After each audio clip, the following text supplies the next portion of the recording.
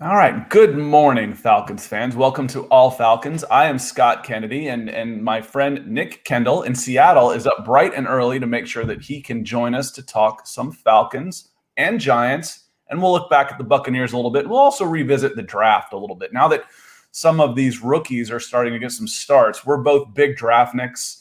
I've no pun intended, Nick.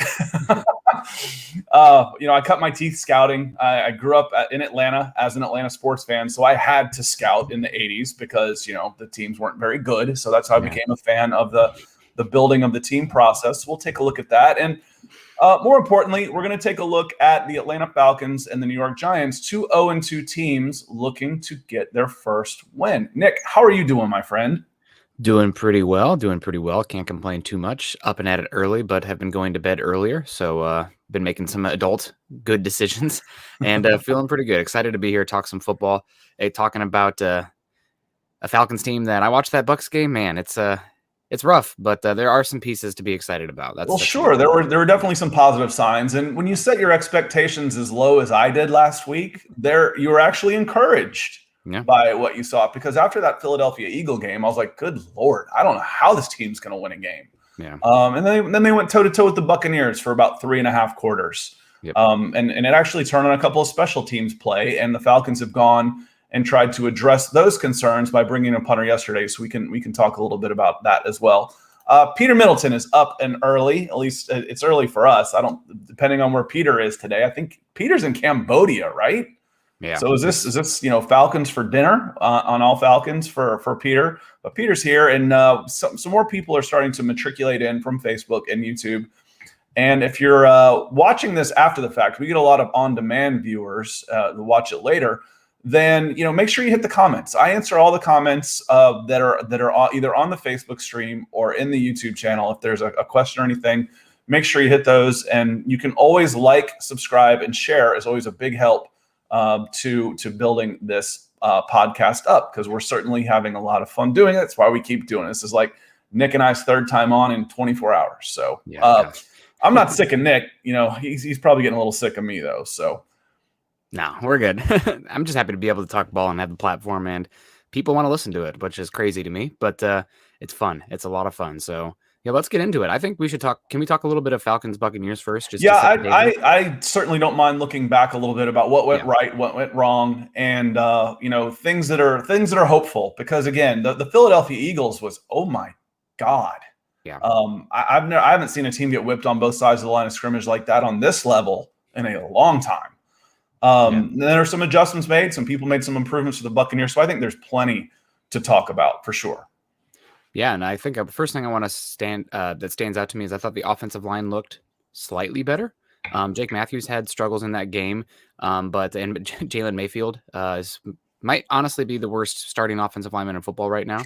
But I thought that the McGarry heard you, and he heard you talking about maybe he needs to be benched or something, because I thought he had a pretty good game out there, and I thought the right guard as well, whose name is escaping me, stood out and had Chris Lindstrom. Game. Yes, Lindstrom. Yeah, I thought he had a good game as well.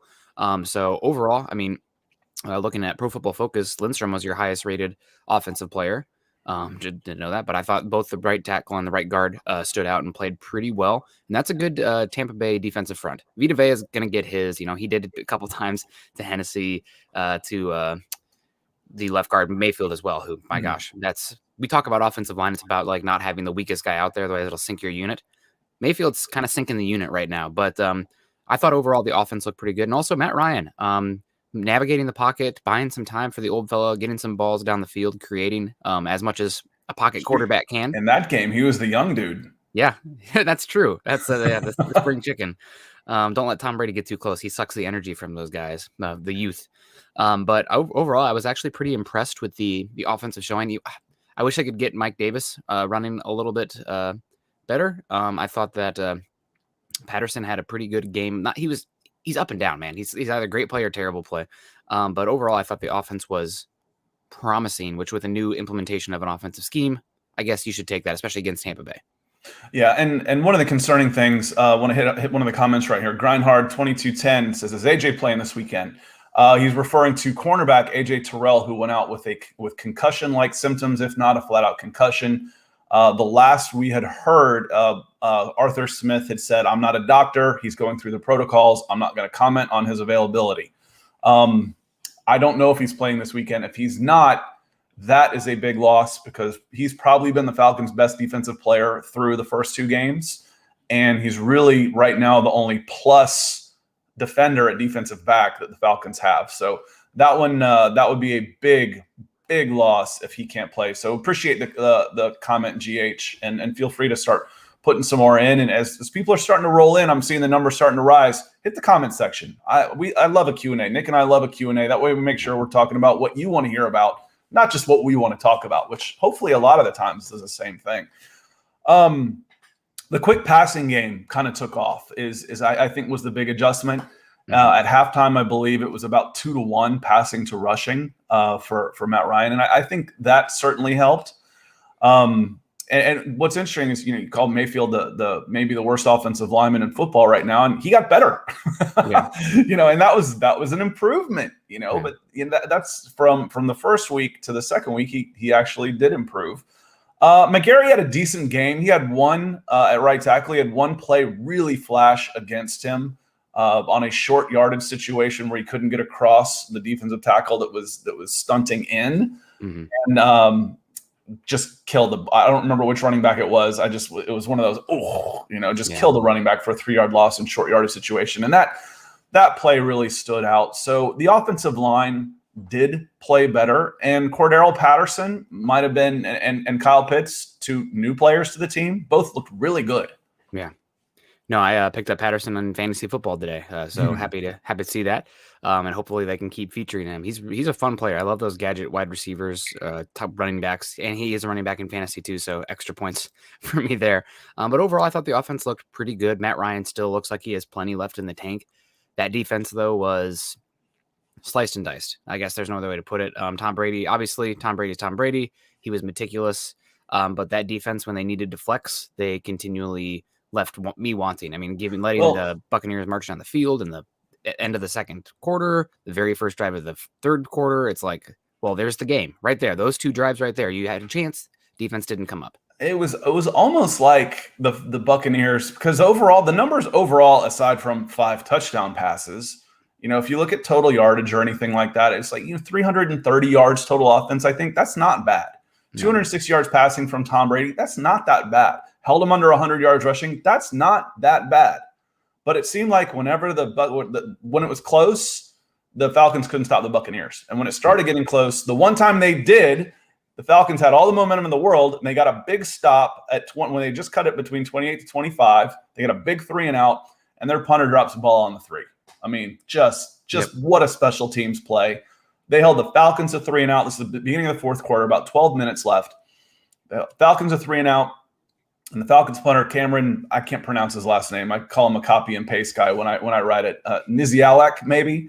Cameron Nizialek. It's Nizialek. Nizialek.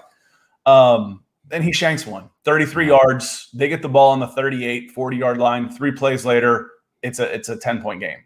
That was the game right there. And it actually, for all of the Tom Brady heroics, for all of these other players right there that we can talk about, Kyle Pitts, Matt Ryan, Vita Vea, Mike Evans, all this stuff. That play, that game was ended on 2 punts. Yeah. And that's how critical special teams play can know, as the Denver Broncos fans know and have lamented with their special teams coach over the last 6 months. Yeah, the Falcons are not good enough to be missing on those plays, right? That's the margin for error that you have, especially going into Tampa. Arguably will be your toughest matchup on paper this entire season. And I thought they, did better than – did they cover? I don't remember if they covered or not. I'm sure it was they would have covered, yeah, because the game turned from 28-25 to 48-25 in a hurry. Yeah, all of a sudden it was like poof, to in a hurry, because they went up 10 and it was pretty much game over then. And then 2 pressures on Matt Ryan, pick sixes, another tip ball, pick 6, and then he's getting pressured and throws off back foot, pick 6. Yep. Now all of a sudden that game looks really ugly. And the Falcons' overall defense, there's improvements. You look at the Falcons' defense from last year; they were last in passing defense, I believe, and about 28th overall in 2020. Now they're like at 20 and 20 in both of them. So, they've moved up in rushing defense and passing defense, but you scroll over just a little bit to scoring defense, and those 2 pick sixes, Falcons are DFL. They're last when you sort by scoring defense. And a lot of that, some of that isn't necessarily on the defense. I don't expect Matt Ryan to throw 3 interceptions a game. But part of that is also the offensive line able to hold up when, as Arthur Smith calls them, obvious. When they get obvious, when they have to pass, they have a problem. When they have to, 4th and inches, they don't have to run at that point. But when it's an obvious situation, they're not strong enough in the trenches to be obvious. They need to be able to mix it up. Yep, and unfortunately for them, the Falcons offensive line, that is, the interior offensive line is going to be tested once again as the New York Giants come to town, and arguably the best interior defensive line duo in football, and Dexter Lawrence and Leonard Williams are going to square off and make it tough for the run game, Matt Ryan, and obviously Lindstrom, Hennessy, and Mayfield. Well, let's talk about the Giants just a little bit because, as good as their front 4 is and is supposed to be, they haven't been getting any pressure on the quarterbacks in the first 2 games. They didn't pressure Teddy Bridgewater that much. They got 2 sacks on him, but those were the only 2 quarterback hits I think Teddy took.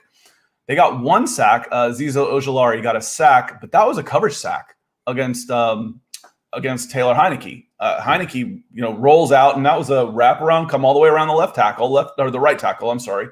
Right tackle did his job. Ojulari has a hustle sack where he comes back around, gets a sack. And Heineke was only knocked down 1 other time the entire game.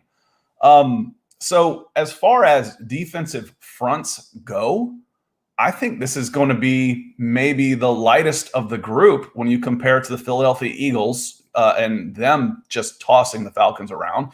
And the Tampa Bay Buccaneers with Vita Vea in the middle and Jason Pierre-Paul coming off the edge. This will actually, from what I've seen so far, is actually an easier group to face.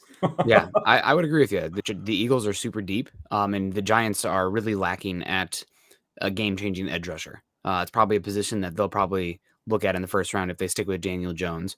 Overall, the defense, though, their back 7, the cornerbacks, honestly, have not been up to the hype that they received in the preseason as well for that defense.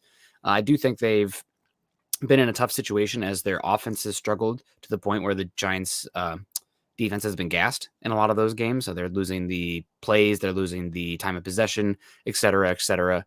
But I do agree with you. I think even though if I would still put Dexter Lawrence and Leonard Williams over any defensive tackle duo they've gone against yet. Edges, I like Leonard Floyd. I like Azeez Ojulari.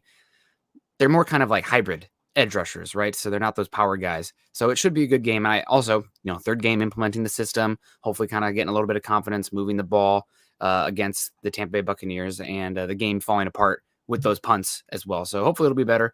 I am curious to see how the Falcons handle Daniel Jones. I'm not impressed with their offensive line at all, but Daniel Jones has actually, I think, been better than the scores look, better than the stat line look. He's pretty much been carrying that offense so far. Well, and DBA, appreciate you being here. He says, good morning, everyone, and evening to those of you around the world. Hope everyone is doing well. You too, as well. Appreciate you being here and the support. And Daniel Jones scares me a little bit. I watched what Jalen Hurts as a mobile quarterback was able to do to this Falcons defense. And, he turned into the second coming of Randall Cunningham with the Eagles. Daniel Jones, his biggest weapon so far has been his legs, and it hasn't just been scrambling. They're using designed runs. They're running, option reads in the running game for Daniel Jones, which is kind of a high risk, high reward type of option for him. As loose as he is with the ball, you can see it's in his head, because anytime a defender, he had one where he swept around left tackle. He's carrying the ball in his right arm, which you're not supposed to do. You always carry it to the outside, but I don't necessarily want him switching arms in the middle of a run. Hopefully you can start it and get it over there quickly before we take off. But he's hunching over, and he's totally protecting that ball. If he was in college, he'd be the guy that they would make carry a football around, all around class, and basically saying, free tickets to anyone that can punch the ball out. He'd be the guy carrying the football around campus. every day. So it's a little bit of a win-lose, high risk, high reward type of thing with him running the ball, because he's very, very good running, but he's not so great at ball protection. Yep. No, that's a big thing. And also he looks like he has filled out his frame a little bit as a runner, but he's still a little wiry. So it's always a little bit risky when you're using the quarterback in a run game. But I think he's had the highest yardage total for quarterback options so far this season over Lamar Jackson. And he lost about 25 yards to a holding penalty. Yeah. He had a 58-yard run, I think is what it was, and it got called back. 25 yards of that got called back off a holding off the wide receiver downfield. But he's looked really, really good running the ball. And Jalen Hurts killed the Falcons with his legs. And it wasn't just rushing, it was extending plays. Yeah, no, you're absolutely right. I am not the one thing that the Eagles have in spades over the Giants is the offensive line play. The Giants offensive line has been dreadful. They're probably going to challenge for one of the worst in football this year. Will Hernandez at right guard just line up Grady Jarrett against him and you should be able to absolutely kill their game plan, because Will Hernandez has been terrible in pass protection and their right tackle situation has been poor as well. I think they were talking about moving Matt Parrott over to guard as well, because Hernandez has been struggling so much in that regard. But this is a game where hopefully the Falcons defense can get a little confidence, because they've gone against two really good offensive lines, arguably two of the top 10 or 5 in the NFL. And this should be a game where they can actually, get after the quarterback, stop the run, and win a little bit up front. Yeah, it'd be nice to be able to play. Surely that gets Jones injured. Maybe he's protecting himself better than he's protecting the ball, Peter, to a certain extent. He's not taking a lot of big shots, but the ball, even when he's wrapping it up tight, it's one of those things where it just seems slippery. It seems slippery on him. Be interested in what his hand size is. I think he's got some does he have these vice mitts? He might. It just might be something that's in his head at this point. Offensive line play. Now, nobody's going to confuse the Falcons front four. They run a 3. They run a 3-4, but with Dante Fowler moving up to one side and sometimes Steven Means on the other one, or whoever happens to be on the other side of the 3-4 linebacker. No one's going to confuse them with the Washington football team, the WFT front 4. But the Giants could not protect Daniel Jones throughout much of that game against a 4-man rush. So to your point, this is going to be the best matchup in the trenches that the Falcons have had so far in 3 games on offensive and defensive side of the ball. So maybe they can play a little more base, but I think this is the game where Dean Pease blitzes his eyes out. I think this is one where we see, we talked Broncos and Jets last night, and I think, let's let Zach Wilson sit back there and make bad decisions. With this one, I think they're going to go after Daniel Jones because the running game's not going to scare him as bad. No, yeah, what a disappointment. Barkley's been obviously coming off an injury, another disappointment to my fantasy team so far this season. But I think if you pin your ears and get after Daniel Jones, and obviously everybody knows to go after that football with him, your defense could actually make a game-changing play, which is something we haven't seen from them. I would be a little bit worried about not having A.J. Terrell with the concussion because I think that Kenny Galladay and Sterling Shepard are pretty underrated as a wide receiver pair. They're both very good receivers. Kenny Galladay has gotten better week by week. Sterling Shepard, when he's healthy, he's on the field. Not sure if Evan Ingram's going to play yet. That kind of changes the dynamic as well for what they can do. But when you're blitzing, are the Falcons going to be now? This is just me being a novice for the Falcons in general. Is this more of a man coverage or zone coverage team with the blitzing? Because if you're blitzing with man, Daniel Jones could be off to the races. And that's something that I think it's generally more of a man coverage in the blitz. I haven't watched the back 7 enough. I seem to focus so much more on the front 7. That's why we make a good team. I'm watching on the matchups in the trenches. The blitzes will come from multiple areas, though. It'll come from middle linebacker Deion Jones. Foyo Oluokun will come in. They'll throw a safety. They'll blitz a safety in there. They're not afraid to drop to zone blitz a little bit and do those kind of things. But I agree with you. What's scary about this is if A.J. Terrell is out, well, then you almost have to blitz more because you certainly can't count on dropping 7 guys in coverage and sticking with the wide receivers. Because I agree with you. Kenny Galladay and Sterling Shepard are very, very good. And even if Evan Ingram can't go, Kyle Rudolph's not bad. Not bad as a tight end option.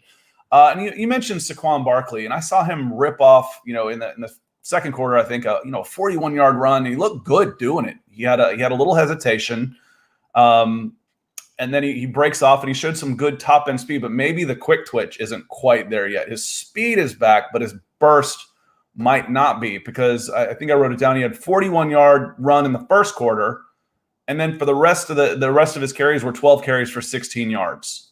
That's not going to get it done. Yeah, and how much is it Barkley? How much is it the Washington football team defensive line? How much of it is their own blocking terrible up front? They lost, man, I felt bad. Nick Gatins, down for the season. So that Giants team is already, dealing with some interior offensive line stuff. So they're gonna struggle this week. I think the Falcons, you should feel much better about the defensive output after going against the Giants.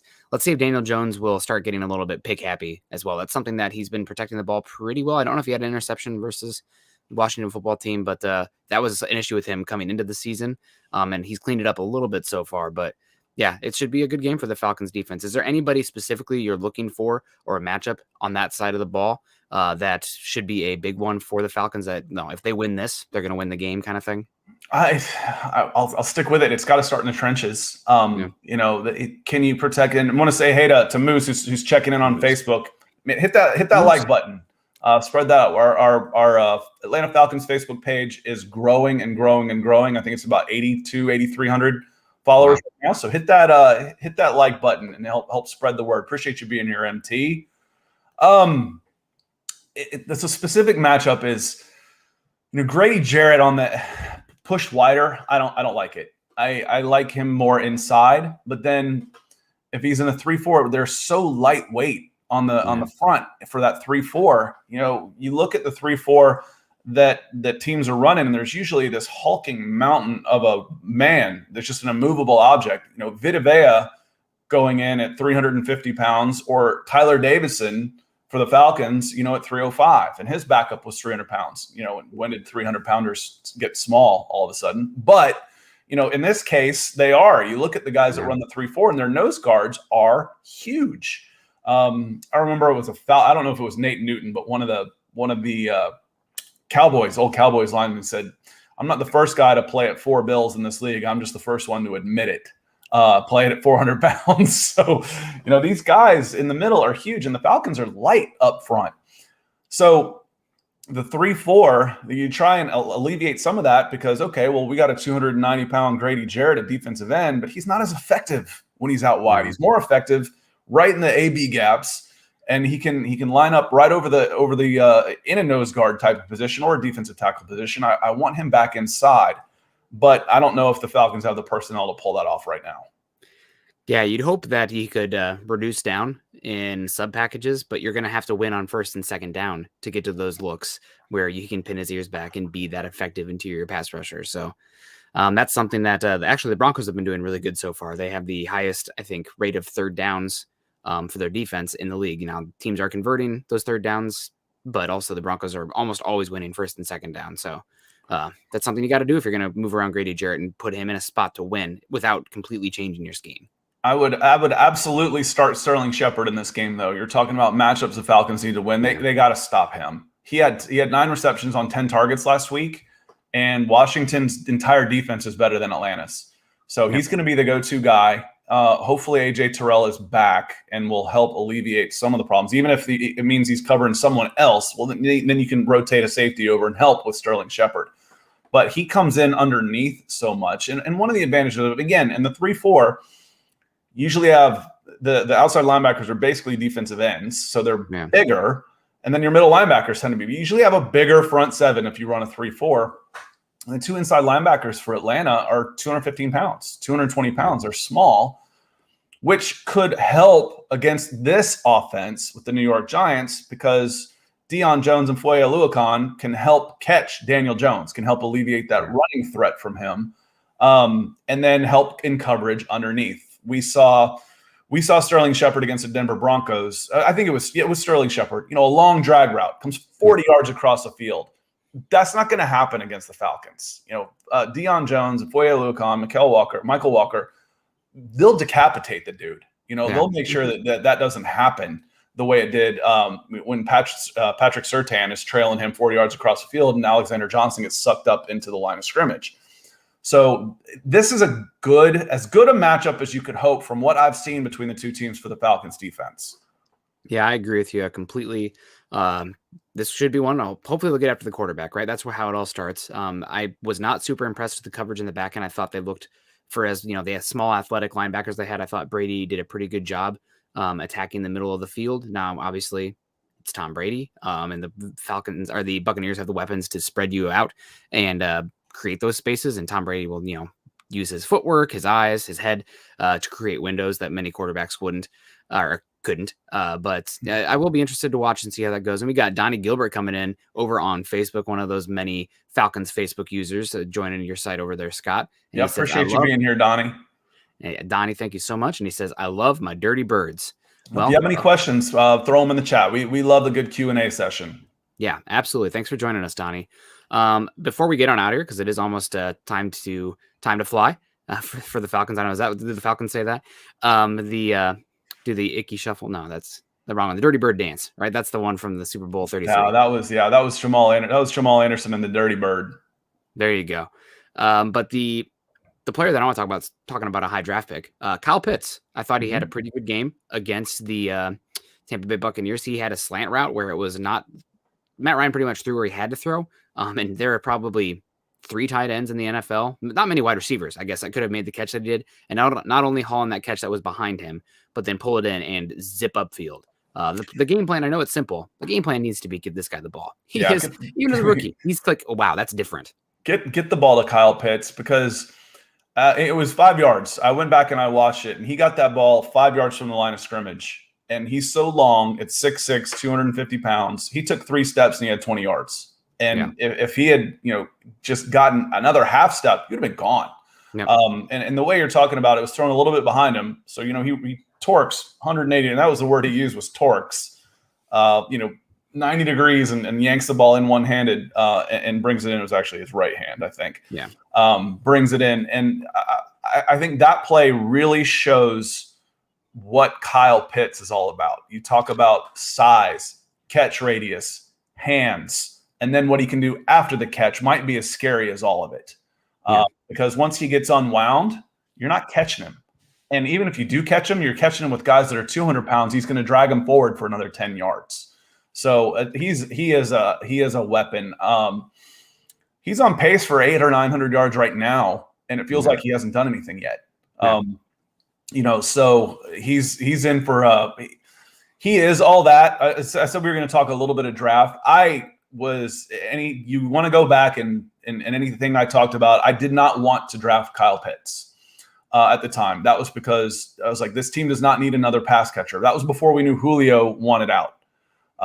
When it came out that Julio wanted to leave, I'm like, okay, now it makes sense. It's the only way this makes sense because the national pundits saying that this was a win now move for the Falcons were out of their minds. They're not paying attention to the offensive line and the defense.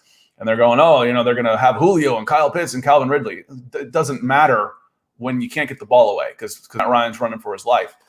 But best player available here, it made sense, and he's going to be an exciting player for a long time in this Falcons rebuild, something that they won't say, but I will. But I'm certainly excited from what I've seen, and I think that was a good shout on your part. Yeah, no, he's been really impressive. That one play was, there he is, the length, the athleticism. Not many linebackers can match up on him. And I'm not super impressed with the linebackers for the Giants as well.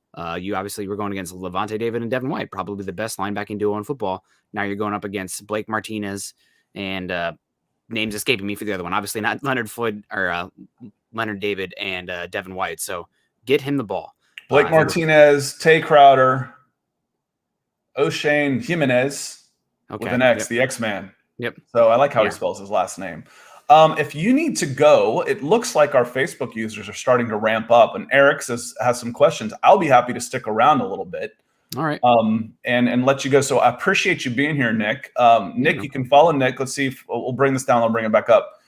You can follow Nick at Nick Kendall MHH. And yeah, he covers the Denver Broncos, just like I grew up an Atlanta Falcons fan. We're both fans of football. We're fans of the process. We're fans of building teams. We're fans of players.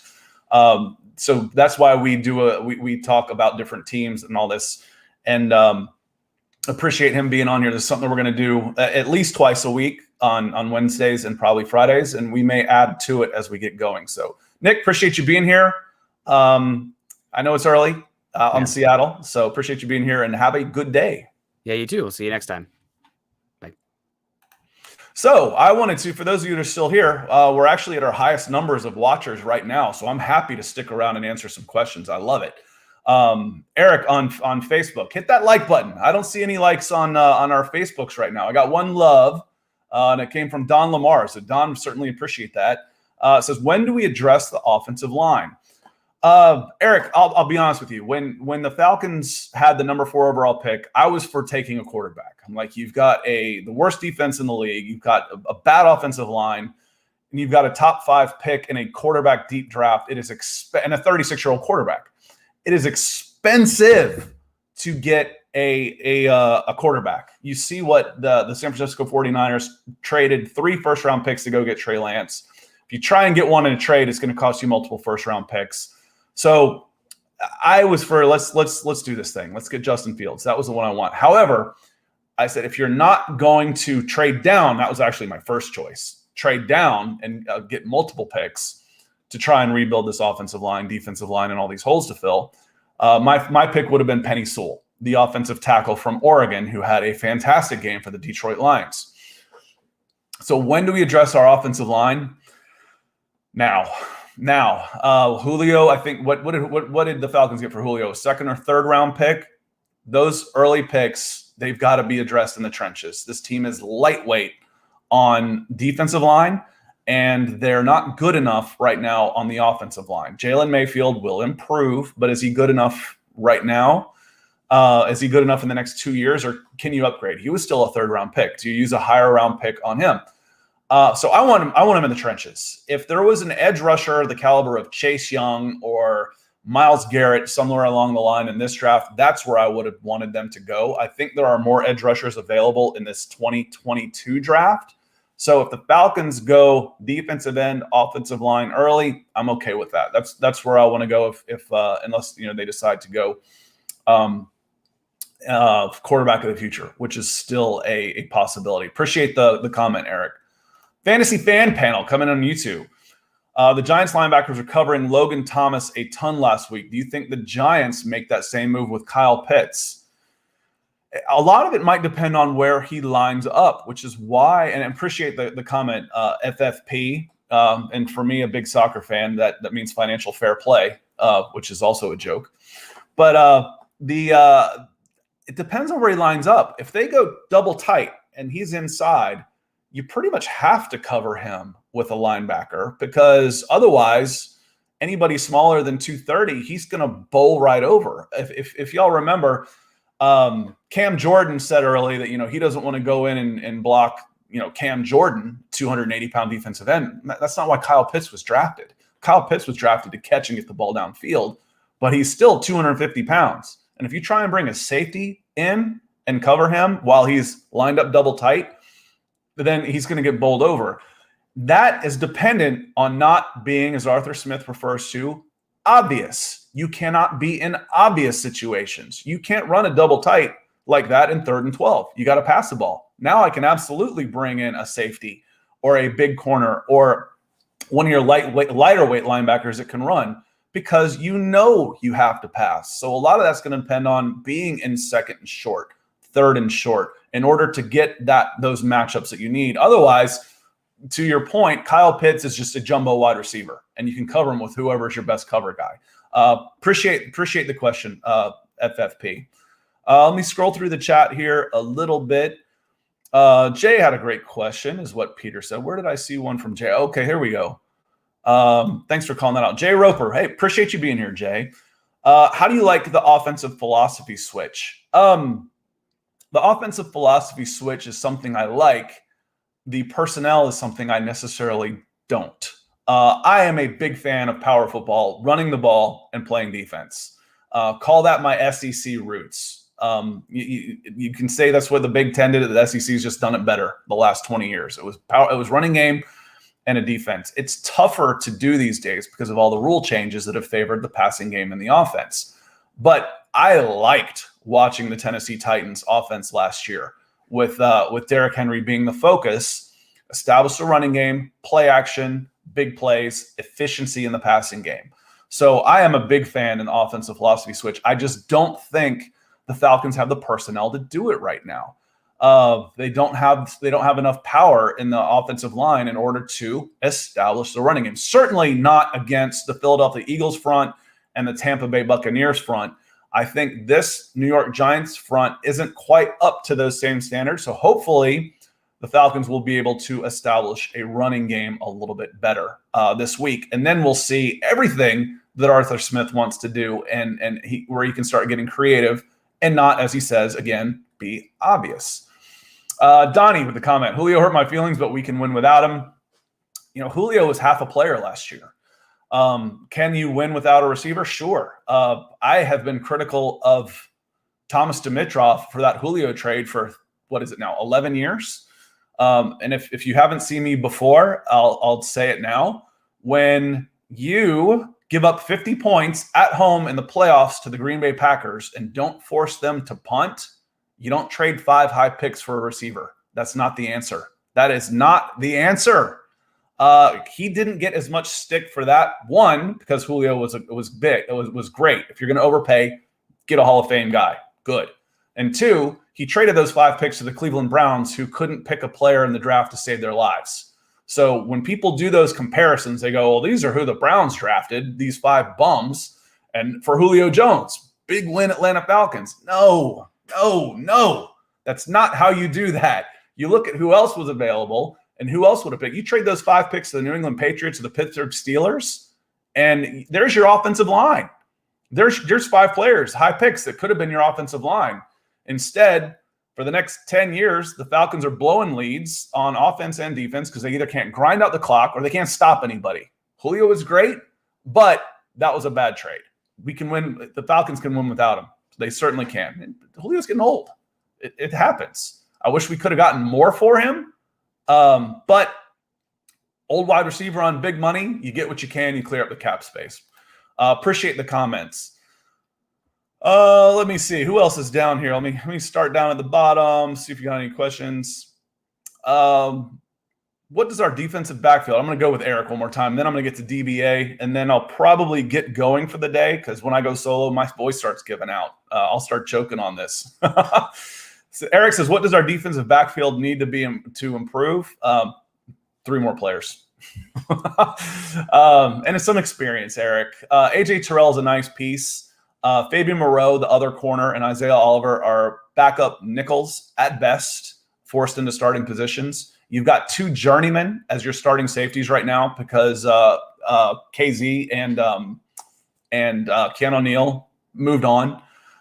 So you're running 3 journeymen, 3 backup players at best is 3 of your 4 starters in the defensive backfield. So the old saying, it's not the X's and the O's, it's the Jimmies and the Joes, is it makes sense here. The Falcons need some more personnel. They need some more personnel in the defensive backfield. As those guys can be steady, they can hold down a job, they can do okay, but that is not a championship caliber, even a championship contending for the NFC South defensive backfield flat out in personnel. So that's going to have to be an investment from Terry Fontenot and the Atlanta Falcons into the defensive backfield. But as you've heard us talk, there's other problems first. That defensive backfield will get better if you can get to the quarterback. And right now the Falcons aren't getting to the quarterback. If Dante Fowler becomes a 12-sack guy the rest of this year, those defensive backs are going to start looking a hell of a lot better. So when you can't pressure the quarterback and you've got 3 journeyman defensive backs, you're in trouble. And Tom Brady exposed that with 5 touchdown passes. Let me see if I can get one more question in here. All right, I'm going to go with one more Broncos one because I got a lot of my Broncos ones in here. And DBA says, I don't know if Teddy is a long-term solution, but Fields hasn't looked great so far. I know he's a rookie, but Ohio State doesn't have a great track record with NFL QBs. I'm on record several times as saying I would have taken Justin Fields second overall. And appreciate the questions, DBA. And I thought the Falcons should have taken him unless they got an offer like the 49ers made to the Dolphins. If people ask me, how is Terry Fontenot doing, I want to know what he was offered for that number 4 pick before I give that a full answer. Right now, it's an incomplete. If he was offered more than one first-round pick or a first-round pick and a second to move into that number 4 and he didn't trade down, I'm a little disappointed. But I don't know what that was. Rookie quarterbacks, how good are rookie quarterbacks going to look? And how much does Justin Fields have under his belt? He hasn't even been a full-time starter just yet. I'm not judging any rookie quarterback by his rookie season. And call that bias on my part, because 1989, my first real draft, Troy Aikman had gone number 1 overall in 88, and they go 1-15 in his rookie season. You know what happened the next 10 years with the Dallas Cowboys. And part of that was from trading away players and accumulating draft picks and building a heck of a team that Jimmy Johnson did. But I still like Fields. I still believe in Fields. I'm not going to write off any of these quarterbacks as rookies just yet. I don't expect them to look good. They're rookies. And when we were talking about the Broncos and why you don't draft Justin Fields in that spot, is because the Broncos felt like they had a roster that could compete for the playoffs. Let's get a guy that can help right now. Patrick Surtain was that guy. Patrick Surtain can help you win football games right now. Trey Lance wasn't going to do it. Justin Fields wasn't going to do it. Mac Jones wasn't going to do it. Not this year. Not this year. And Teddy's playing his eyes out right now. So we'll see how that goes. But that was not the draft pick for win now. And the Falcons were not in a win now position. They needed to rebuild. Getting a kid from Kennesaw, Georgia, 30 miles from Mercedes-Benz Stadium, who can play like he can, that would have been a pretty good option. However, they may get a chance to do it again with Malik Willis, who went to Roswell High School, which is even closer to Mercedes-Benz Stadium. So the Liberty QB, keep an eye on him. I'm gonna get out of here right now. It's about 10:45. We've been going about 45 minutes or so. My voice is starting to give out. So I appreciate all of the participation and the questions. Like I've said before, the questions and comments make this so much more fun. So I certainly appreciate you being here. And if you have any questions or comments after the fact, put them in the chat. Put them in the comments. I will certainly get to them. I'll send some to Nick if you have some to him. Nick and I will be back on Broncos for breakfast to talk some Broncos and some of the moves they've made and some of the injuries, and a look forward to the Jets game will be on tomorrow morning at 9:30 Eastern, 7 o'clock Mountain, 6:30 Pacific for you early risers. And Peter, I'm not sure what time that is for you, but we'll see you. We'll see you there tomorrow for sure. So until next time, appreciate y'all being here, and look forward to doing this again soon.